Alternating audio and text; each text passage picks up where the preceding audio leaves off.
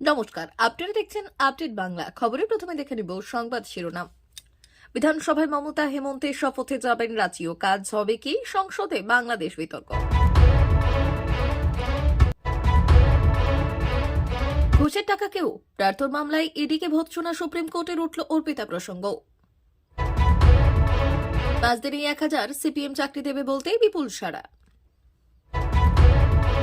এবার মোদীর প্রশংসায় পঞ্চমুখ তৃণমূল সাংসদ কল্যাণ তুঙ্গে জল্পনা।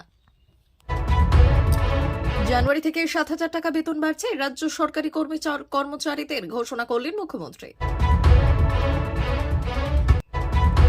ভারতের রপ্তানি বন্ধ, ডিওবি চরম সংকটে বর্ধমানে ভোজ্য তেল তৈরির শিল্প। জানুন চিন্ময় কৃষ্ণ প্রভুর প্রকৃত পরিচয়, কেন তিনি মৌলবাদীদের নিশানা। রাজধানীতে কাউকে ভয় করি না, শোকজের পরই নিজের বক্তব্যে অনড় হুমায়ুন।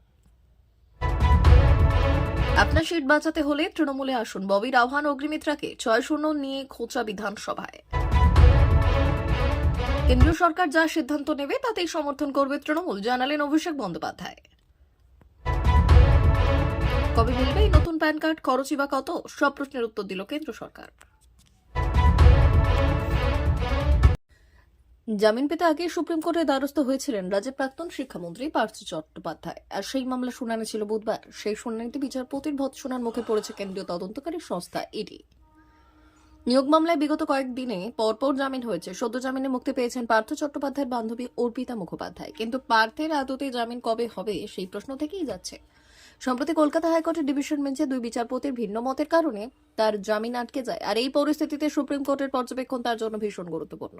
বুধবার শীর্ষ আদালতের বিচারপতি সূর্যকান্ত এবং উজ্জ্বল ভূঁইয়ার বেঞ্চ পার্থের মামলায় ইডিকে কার্যত ধমক দিয়ে প্রশ্ন করেছে, আপনাদের সাজা ঘোষণার হাত কত? 60 থেকে 70% হলেও বুঝতাম। এরপরই তাকে দীর্ঘ সময় জেলে রাখা নিয়েও প্রশ্ন তুলেছে সর্বোচ্চ আদালত।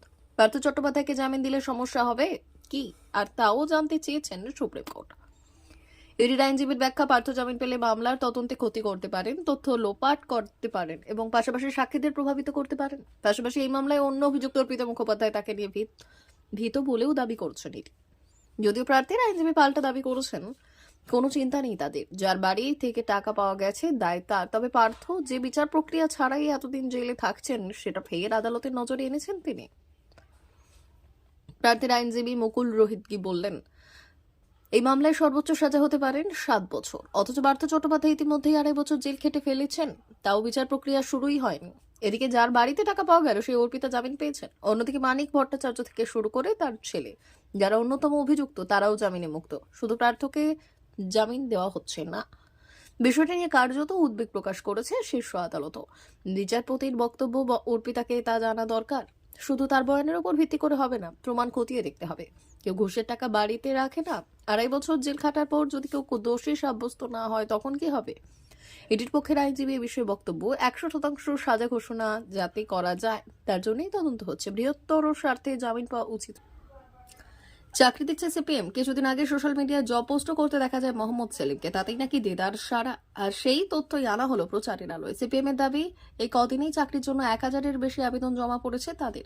একই সঙ্গে ফের একবার মনে করিয়ে দেওয়া হয়েছে শুক্রবারের ডেডলাইনের কথা। রাজনৈতিক বিশ্লেষক থেকে কন্টেন্ট রাইটার, গ্রাফিক্স ডিজাইনার থেকে ডিজিটাল মার্কেটিং এক্সিকিউটিভ, এমনকি পলিটিক্যাল ইন্টার্ন নিতে চেয়ে কয়েকদিন আগেই পোস্ট করা হয় বেশ কিছুদিন হয়ে গেল সংসদে ওয়াকফ নিয়ে যৌথ কমিটির বৈঠকে বাংলার এক বিজেপি সাংসদের সঙ্গে তৃণমূল সাংসদ কল্যাণ বন্দ্যোপাধ্যায়ের কার্যত বচসা বেঁধে যায়।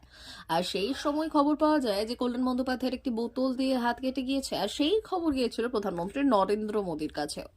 তাই বিরোধী দলের সাংসদ হওয়ার পরেও গতকাল সংবিধান দিবসে সেই কল্যাণ বন্দ্যোপাধ্যায়ের সঙ্গে দেখা হওয়ার পর তার আঙুল এখন কেমন আছে তা জিজ্ঞেস করেন প্রধানমন্ত্রী নরেন্দ্র মোদী। আর প্রধানমন্ত্রীর তরফে এই খবর নেওয়ার বিষয়কে স্বাগত জানানোর পাশাপাশি তার সৌজন্যতামূলক আচরণকে প্রশংসায় ভরিয়ে দিলেন তৃণমূল সাংসদ কল্যাণ বন্দ্যোপাধ্যায়। প্রসঙ্গত এদিন এই বিষয়ে কল্যাণ বন্দ্যোপাধ্যায়কে একটি প্রশ্ন করা হয়। তার সেই প্রশ্নের উত্তর দিতে গিয়ে তিনি প্রধানমন্ত্রীর প্রশংসা করেন যে কল্যাণ বন্দ্যোপাধ্যায়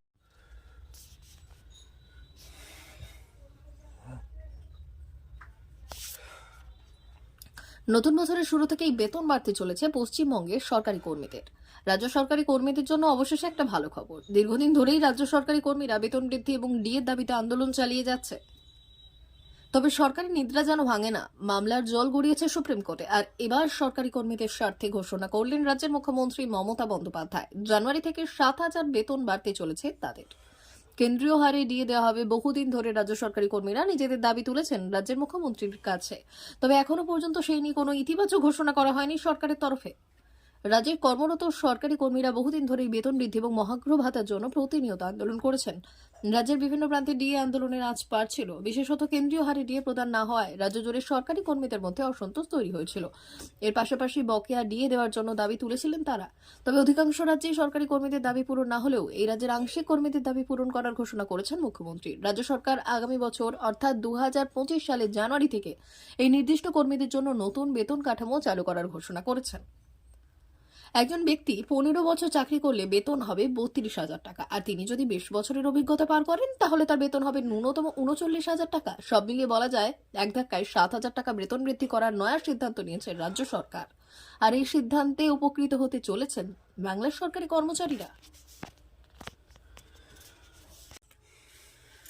বর্ধমানের একটি সলভেন্ট প্ল্যান্ট শস্যগোলে পূর্ব বর্ধমানের একবার পশু খাদ্যের কাঁচামাল ডিওবি রপ্তানি ব্যবস্থা বন্ধ হয়ে যাওয়ার রাজ্যের অন্যতম ভোজ্য তেল উৎপাদন শিল্প চরম সংকটের মুখে, এমনটাই জানিয়েছে কেন্দ্রীয় সরকারের সংশ্লিষ্ট দপ্তরের মন্ত্রীর কাছে। আরও একবার আর্জি জানালেন ভারতের ভোজ্য তেল উৎপাদনের সঙ্গে যুক্ত অ্যাসোসিয়েশনের সদস্যরা। কারণ সব থেকে বেশি পরিমাণ পড়েছে প্রভাব পশ্চিমবঙ্গের অন্যতম চাল উৎপাদনকারী জেলা হিসেবে পরিচিত পূর্ব বর্ধমানে। ধানের তুষ থেকে ভোজ্য তেল অর্থাৎ রাইস ব্রান অয়েল উৎপাদনও সব থেকে বেশি হয় এই জেলাতেই। রাজ্যের মধ্যে যে কটি সলভেন্ট প্ল্যান্ট রয়েছে তার মধ্যে 3 ভাগের 2 ভাগ রয়েছে বর্ধমানে। প্রতি বছরই এই শিল্পের মাধ্যমে কয়েক হাজার কোটি টাকার ব্যবসা হয়। এতে সরকারের আয়ও কোনো অংশে কম নয়, যার জন্য সলভেন্ট প্ল্যান্টে পড়ে থাকা ডিওবি রপ্তানি যাতে সহজ হয় তার জন্য কেন্দ্রের কাছে লাগাতার আর্জি জানাচ্ছেন।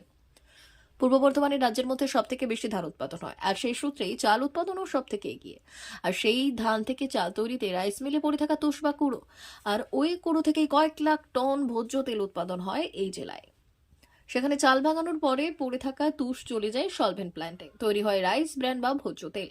সারা রাজ্যে এরকম 33টি সলভেন্ট প্ল্যান্ট আছে, তার মধ্যে 22টাই কারখানা রয়েছে পূর্ব বর্ধমানে। জেলার অন্যতম সুকুমার সলভেন্ট নামে একটি প্ল্যান্ট আছে শহর থেকে দূরে গোপালপুর এলাকায়। কারখানার বর্ষিয়ান কর্ণধার রাজকুমার সাহানা এই শিল্পের যাবতীয় খুঁটিনাটি বিষয় এবং বেশ কিছু সমস্যার কথা জানিয়েছেন।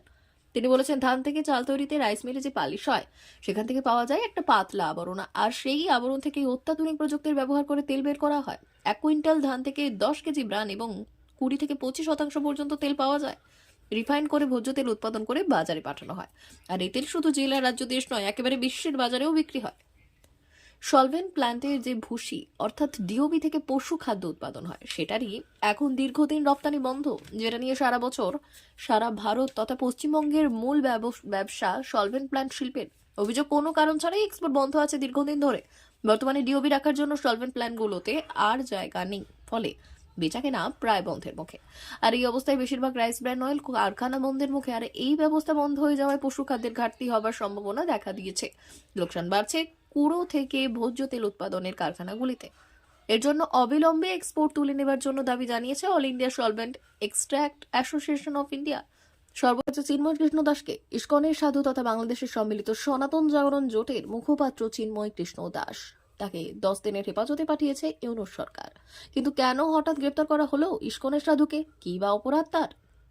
বাংলাদেশের অন্যতম পরিচিত হিন্দু নেতা চিন্ময় কৃষ্ণ দাস ইসকনের সঙ্গে যুক্ত থাকার পাশাপাশি তিনি বাংলাদেশ সনাতন জাগরণ মঞ্চ এবং বাংলাদেশ সম্মিলিত সংখ্যালঘু জোটের মুখপাত্র। তিনি হিন্দু ও সংখ্যালঘুদের অধিকার নিয়ে বারে বারে সরব হয়েছেন। তিনি হিন্দুদের কাছে তিনি চিন্ময় প্রভু নামেই পরিচিত।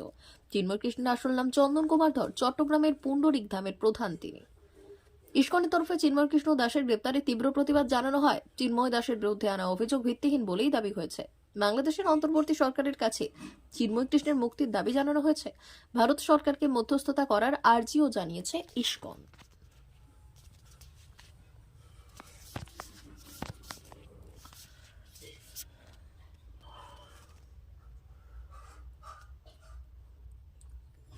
দলের তরফে শোকজের পরও নিজস্ব মেজাজে রয়েছে মুর্শিদাবাদের ভরতপুরের তৃণমূল বিধায়ক হুমায়ুন কবির।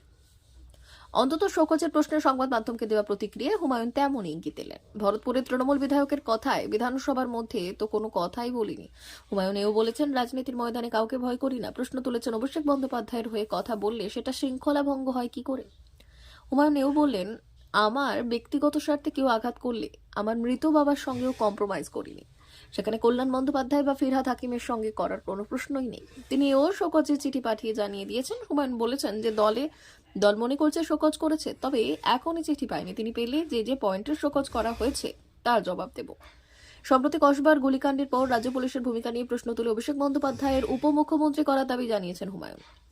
এমনকি মমতার ঘনিষ্ঠরা দলনেত্রীর ভালো চান না বলেও প্রকাশ্যে মন্তব্য করেছেন তিনি। ফিরহাদ হাকিম, কল্যাণ বন্দ্যোপাধ্যায় নাম উল্লেখ করে হুমায়ুন এও বলেছেন, প্রভাবশালীরা আমাকে মার্ডার করে ফেলতে পারে। এই দিন হুমায়ুন বললেন, আমি চাই না দলের ক্ষতি হোক, তাই প্রকাশ্যে কিছু কথা বলেছি। একই সঙ্গে তিনি ও বললেন, বেঁচে থাকলে রাজনীতির ময়দান ছেড়ে কখনো যাব না, অর্থাৎ শেষ পর্যন্ত সাসপেন্ড করলে তিনি কি দল বদলাবেন? হুমায়ুন বললেন, আমার স্ট্যান্ড ক্লিয়ার। অভিষেককে নিয়ে যা বলেছি তাতে ভুল কিছু বলিনি। দল কি পদক্ষেপ করে সেটা দেখার পর পদক্ষেপ ঠিক করব। প্রসঙ্গত, অতীতে কংগ্রেস করা হুমায়ুন তৃণমূলে সাসপেন্ড হওয়ার পর কিছুদিনের জন্য বিজেপিতেও যোগ দিয়েছিলেন। ফলে তার অনড় মন্তব্যে চিরিয়ে দল বদলের সম্ভাবনা একেবারেই উড়িয়ে দিচ্ছেন ওয়াকিবহাল মহল। প্রসঙ্গত, সোমবার দলে জাতীয় কর্মসমিতির বৈঠক থেকে 3টি শৃঙ্খলা রক্ষা কমিটি গড়ে দেন তৃণমূল নেত্রী মমতা বন্দ্যোপাধ্যায়। নির্দেশ অমান্য করলে যে কড়া শাস্তির মুখে পড়তে হবে সেটাও সোমবারই স্পষ্ট করে দিয়েছিলেন চন্দ্রিমা ভট্টাচার্য। চন্দ্রিমা এও বললেন, এখন থেকে কাউকে 3 বার শোকজ করা হবে না, না শুধরালে এরপর সংশ্লিষ্ট নেতাকে দল সাসপেন্ড করবে। তাৎপর্যপূর্ণভাবে এরপর মঙ্গলবার মুর্শিদাবাদের ভরতপুরের বিধায়ক হুমায়ুন কবিরকে দেখা গেছে নিজস্ব মেজাজে দলের একাংশ নেতৃত্বের বিরুদ্ধে মিডিয়ার সামনে মন্তব্য করতে দেখা গিয়েছে তাকে। এরপরই বুধবার তৃণমূলের বিধানসভা শৃঙ্খলা রক্ষা কমিটির তরফে হুমায়ুনকে শোকজ করা হয়। প্রিয় দর্শক, এখনকার মতো খবর এই পর্যন্তই। ধন্যবাদ।